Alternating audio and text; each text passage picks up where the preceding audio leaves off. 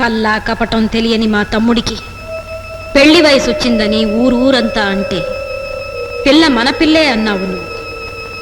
ఆడికి నచ్చిన పిల్లనే ఇచ్చి చెయ్యాలన్నాను నేను. కానీ ఆ వచ్చిన పిల్ల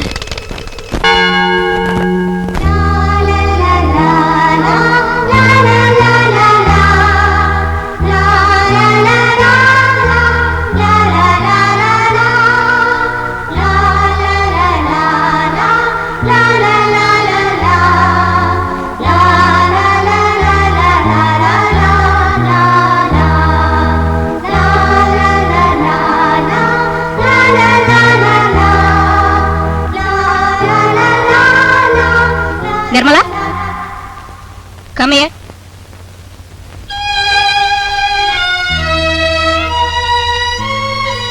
బ్లెస్ మీ మదర్. ముందు నువ్వు ఆ నన్ను డ్రెస్ తీసిరా, ఆశీర్వదిస్తాను. డాక్టర్ ఉద్యోగం చేయబోయే నీకు ఈ డ్రెస్ ఎందుకు? నేను ఈ డ్రెస్ తోనే డాక్టర్ ఉద్యోగం చేస్తాను. ప్లీజ్ చూడమ్మా, కోరుకున్న వారంతా తొడుక్కునే డ్రెస్ కాదు ఇది. మనసు ఒక తీరాన్ని చేరుకున్న వారు మాత్రమే తొడుక్కోవాలి. నేను తొందరలోనే కన్యాస్త్రీగా మారాలనుకుంటున్నాను కదా మదర్. చూడమ్మా, నువ్వు పుట్టినప్పటి నుంచి మమ్మల్ని ఈ చర్చిని నీ తల్లిదండ్రులుగా తలపోసి పెరిగావు. నిజంగా నీకు తల్లిదండ్రులే ఉండుంటే నీకు పెళ్లి చేసి బిడ్డా పాపలతో సుఖపడాలని కదా కోరుకుంటారు. లోకం తీరు తెనులు తెలియని చిన్నపిల్లవి. నిన్ను కన్యాస్త్రీని చేయటం మాకెవ్వరికీ ఇష్టం లేదు. ముందు ప్రపంచాన్ని తెలుసుకునిరా. ఇదిగో లెటర్. ఊరుకు వెళ్ళగానే ఫాదర్ లారెన్స్కి ఈ లెటర్ చూపించు. నీకు కావలసిన ఏర్పాట్లన్నీ చూస్తారు.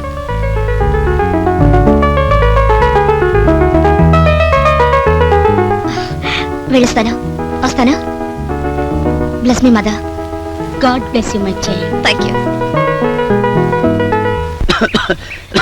శ్రీరామ్ శ్రీరామ్ శ్రీరామ్. గురు, నిన్ను ఎవరో తలుచుకుంటున్నారు గురు. నా గురించి ఎవడరా తలుచుకుంటాడు?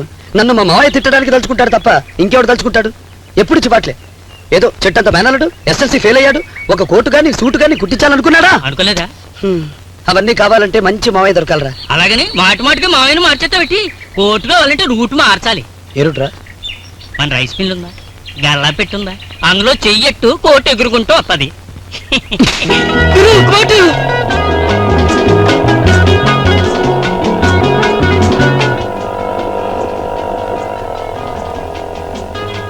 గుడిలోకి వెళ్తున్నాడు గురు. ఎక్కడికి వెళ్తే ఏంట్రా, మనకు కావాల్సింది కోటు. పద. ఫెంటాస్టిక్. గుడి చాలా బాగుంది. గురు, శిల్పాలు దొంగలంటారే, ఈడదే కేసు. దొంగ కావచ్చు, దొర కావచ్చు, మనకు కావాల్సింది కోటు. పద.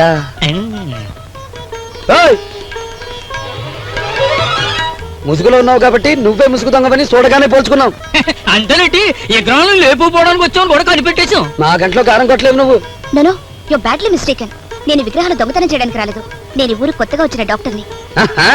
డాక్టర్ సంగతి మాకు తెలీదా? జుట్టు నెరిసైనా ఉండాలా, బట్ట తలైనా ఉండాలా, కింద మీద తెల్ల బట్టలు వేసుకోవాలా? అంతేకాదు, డాక్టర్ అంత దూరంలో ఉంటే ఇక్కడికి మందులు వాసన కొట్టాలా? ఆ మాత్రం మాకు తెలీదా? నో, నేను నిజంగానే డాక్టర్ని, లేడీ డాక్టర్ని. లేడీ డాక్టర్ ఒకటి పైగా గొంతు మార్చగానే లేడీ అయిపోతావేట్రా బామ్మర్ది. టీకా టీకా అలాగే నిలబడిపో, అంతే. నిన్ను పంచాయతీలో నిలబెట్టే వరకు వదిలిపెట్టావు. టీకా. What the hell do you want? గురు, ఈడు ఇంగ్లీష్ లో మన అమ్మని తిడుతున్నాడు. నిన్ను ఉండరా. చూడు బామ్మర్ది, నీకు కావాల్సింది విగ్రహాలే కదా. అవి మాత్రమే కాదు, ఏటవతల హనుమంతుడి విగ్రహం ఉంది, ఈ పక్క వినాయకుడి విగ్రహం ఉంది. అవి నేనే పగిలించి తీసుకొచ్చి నీకు ఇస్తాను. కానీ అంతకు ముందు నువ్వు పురజనుల కోరికను మాత్రం మన్నించాలి. ఏమిటి? I want you the coat. I want you the coat అనగా నువ్వు తొడుక్కున్న ఎర్రకోటి మా గురువు కావాలా? మీ ఇద్దరికి ఏమైనా పిచ్చెక్కిందా? స్టూపిడ్స్. అమ్మా, గురు మన పిచ్చి కింద అరకు తీసేసుకో. గుడ్, వెరీ గుడ్ గా చెప్పా. ఇదిగో బామ్మర్ది, ఆ కోటిలా ఇదిగో బామ్మర్ది, ఆ కోటిలా బామ్మర్ది. పట్టుకోండి బామ్మర్ది, ఆగరా, ఆగు.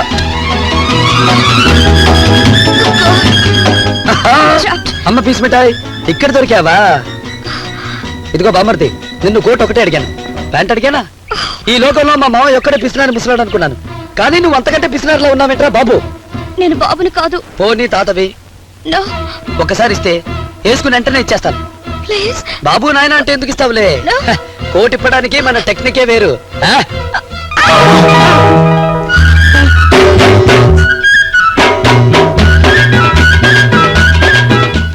నాకేం తెలీదు ఒట్టు. నేనేం చూడలేదు బామ్మడి దొరుకుంటే బామ్మడి అయిపోయిందేంటి? ఎవరు చూడలేదు, నేను చూడలేదు. చెప్పుకో నేను ఎవరితో చెప్పను. నేను చెప్పను, నువ్వు చెప్పద్దు.